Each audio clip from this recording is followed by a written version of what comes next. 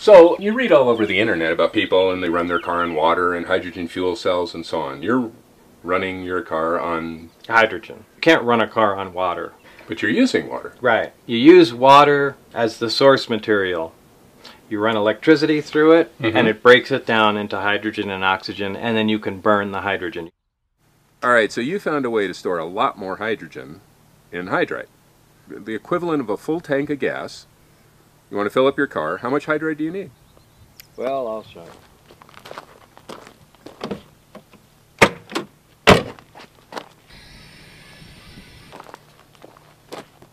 No way. Yeah, that's the volume it takes to store enough hydrogen to propel this car close to 400 miles. Just about what it gets running on a full tank of gas. Wow. And it's a lot safer than gasoline. Really?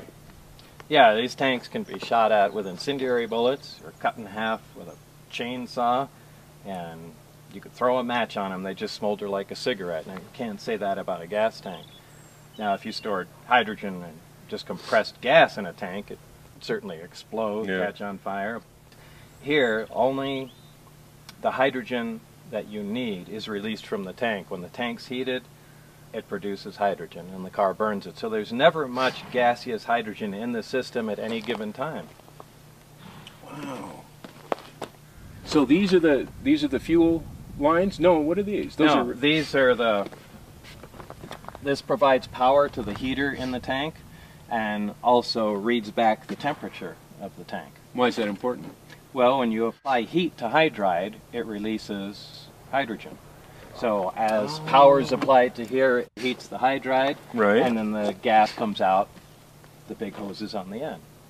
Yeah, you have 4 hoses. Do they all mix into one big hose or something? Because you can only get hydrogen out of hydride at a certain rate with a certain temperature. And a single tank, you can't get it out at the volume you need. So you really just split it into 4 smaller units, heat them separately, and it works just fine. Okay. Now behind me, Bob is getting ready to blow something up. Bob is blowing up water. Well, okay, he's not blowing up water because, as he said, to say you're powering your car on water is the same thing as saying if you're running your car on gasoline, you're powering your car on dinosaurs, and we know that's not the case. This is what?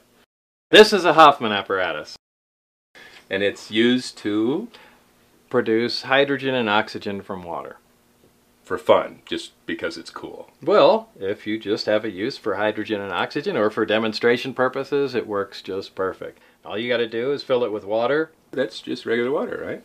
Well, actually, water with a little citric acid, potassium hydroxide, anything like that. The more conductive you make the water, the faster hydrogen will come out. And each one of these sides is supposed to be hydrogen and oxygen? Right. One will be hydrogen will bubble up out of one, and oxygen will bubble up out of the other. Remember, water is H2O. Right. So when we break the bond of water apart, we'll get twice as much hydrogen gas as we do oxygen. Oh, so what happens to the water? It just goes away. Right. It gets converted into... So each one of these tubes, the water just goes down, but what's left is the gas? Right. And there'll be more on this side? Yes. And that's the hydrogen side. Exactly. And that's the negative. Oh, so it matters which way you hook these up. So you got to hook up positive to what is... The positive's going to make... The... Positive will make the oxygen, and the negative will make the hydrogen. Okay. So we've just connected it there. Right. And just by turning it on, you can see bubbles start pouring up out of there. It's 7-Up. Kinda. So those bubbles are, well, they're not the same. So these are hydrogen bubbles and those are oxygen bubbles. Right. And this is whiter. There's more of them. Right. You can see it's really... Why is there more? Oh, H2. Right. There's twice as much. Hey, that actually makes sense. So I'll close it off so it saves, right, seals the gas in, and then you'll see it'll start filling up. Oh, we don't have to go away overnight if this will do it while we're watching? Yeah, it'll be relatively quick. And what we'll do is take a little sample of the hydrogen gas and light it. Right. And You can see that. What are these? You just have electrical current going to a piece of foil? Well, it's a piece of platinum foil, and the reason you need platinum in there is because it's very corrosive to a metal for electrolysis to occur. I mean, it's really ripping the atoms of the metal apart, but platinum is highly resistant to corrosion. Now, this is a slow method. Right. And you know, it consumes a fair amount of electricity. Now, if the electricity is being produced from solar panels or a wind generator, it doesn't cost you anything, so who cares? But still, you don't want to wait, you know, hours and hours and hours and hours to refill a vehicle. You want something that can produce hydrogen at a fairly quick rate. So let's go ahead and extract some of this. Okay.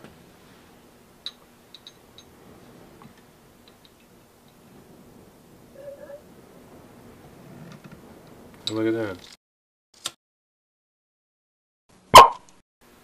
Wow. So there's power of hydrogen. You see, just from water, something exploded. So this is the same thing that was inside the lab. Yeah, that was a small tabletop model. This is a large industrial version, essentially, which connects right to the water main. Right. And produces a much higher volume. The water main, the water garden hose. Right, yeah, garden hose. You can plumb it in like you connect your, you know, dishwasher, or just connect it to a garden hose. Right. And it's powered by either solar array, solar panels, which convert sun into electricity, or a wind turbine, takes the wind, converts it to electricity, or any other way. But the idea is just to use complete green energy. Ideally, I like to run this one on solar. New Mexico gets a lot of sunlight, so that's really all there is to it. You connect it to a water line, plug it into your solar panel, and open the water line. Unit starts producing hydrogen, and when it has a sufficient quantity in there, you let the hydrogen out, and you just leave it plugged into your car overnight. Now, this is the same as those other two tubes, right? Right. Hydrogen and oxygen, or right.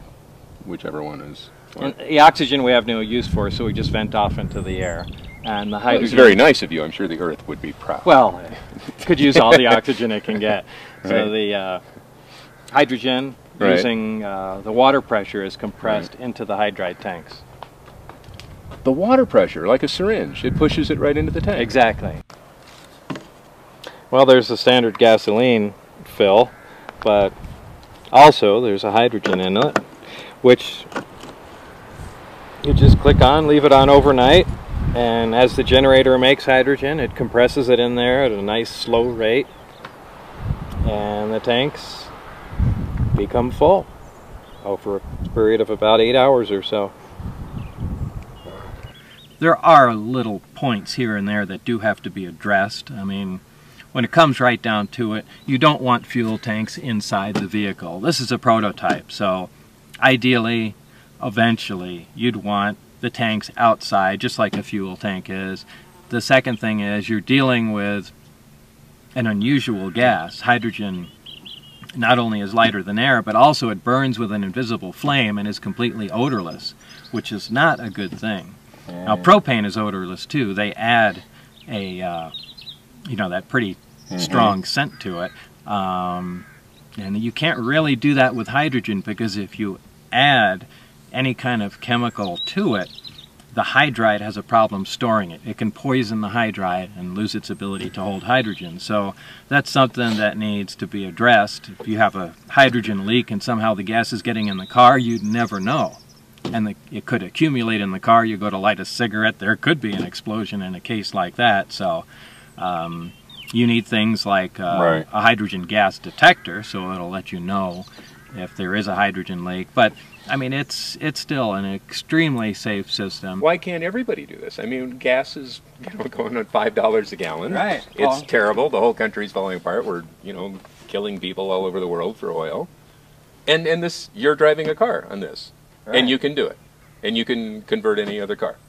Yeah, unless, I'm sure there are cars that have some technical problems, but yeah, essentially, any car can be converted. The whole problem to it is the material in the hydride. The hydride itself, one of the main components of it, is classified as a weapon material. and it can only be used in thermonuclear weapons. And because, even though it's not a dangerous Right. material, explosive, or anything by itself, Right. just because it's used within those nuclear weapons Right. that are obviously secret and the components thereof, but because it's used in those, it can't be used for any other civilian purposes. So, you can't even purchase the material, No. which is why we had to make it. You made it. Yeah, we made it. But And- isn't that, don't you need big particle accelerators and Yeah, things? so that was the one loophole. You can make the material, you can't buy it, so... Where's the particle? You have a particle accelerator? Yeah, so all you have to do is build a particle accelerator and you can make all the hydride you need.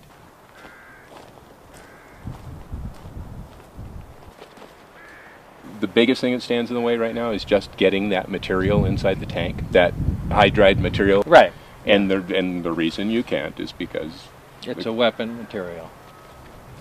But there's nothing dangerous about it. No, it's It just won't used blow in a up. weapon. Right.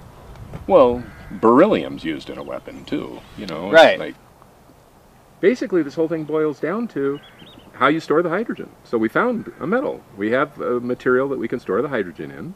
We have a material we can safely store hydrogen in, and a sufficient quantity to replace the gas tank on a car.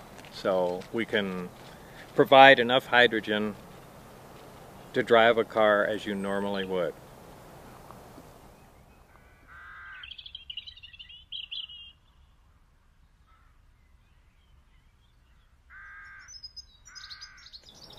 Use green energy to make the hydrogen, either solar or wind power. There's a medium to store it in. That's it. Both problems are handled.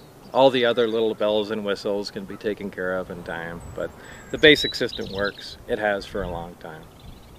Wow. That's it. Yeah. If we had just a fraction of what the oil companies are wallowing we in had right now. the budget of one day in Iraq, this entire system would be available to everybody.